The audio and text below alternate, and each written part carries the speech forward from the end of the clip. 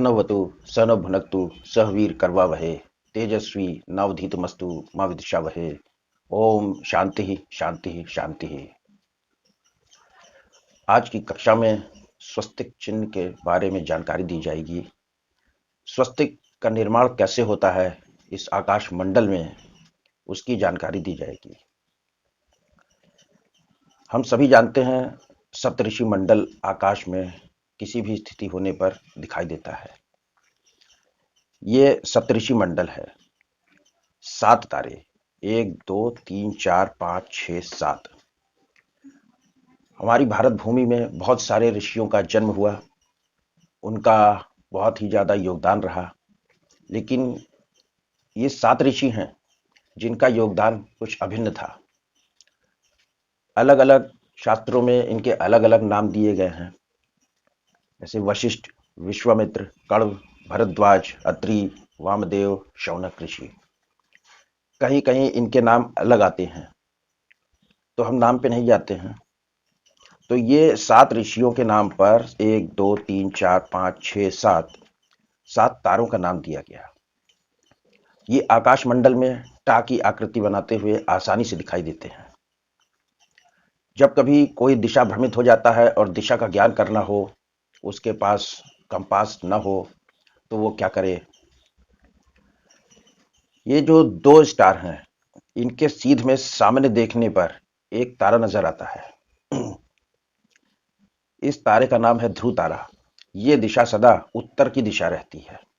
यदि कभी कोई भी भ्रमित हो जाता है, दिशा का ज्ञान करना हो, इन 2 तारों की सीध में देखिए।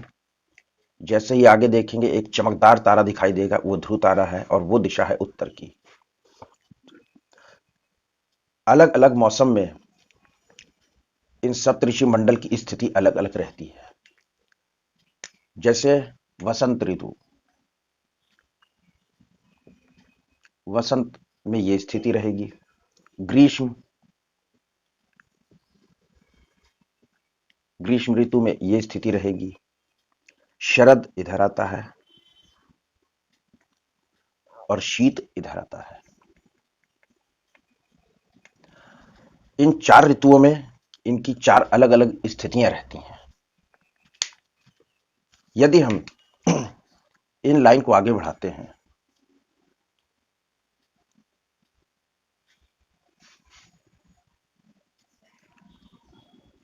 तो एक आकृति का निर्माण होता है, और ये आकृति ही है हमारा स्वस्तिक। देखिए कैसे इधर से ये आ गए, इधर से ये आ गए, इधर से ये आ गए और इधर से ये आ गए। तो ये स्वस्तिक चिन्ह का निर्माण होता है।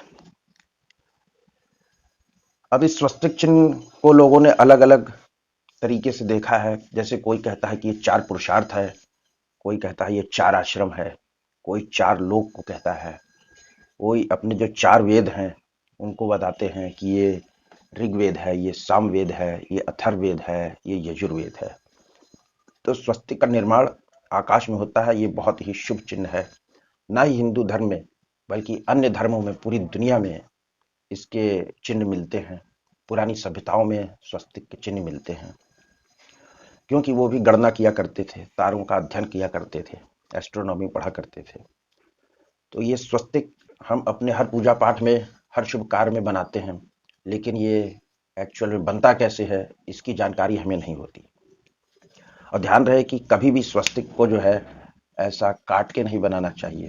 काट देने पे एनर्जी पूरी लॉस हो गई। तो इसके लिए हमेशा एक राउंड बनाइए, उसको जोड़ दीजिए। धन्यवाद।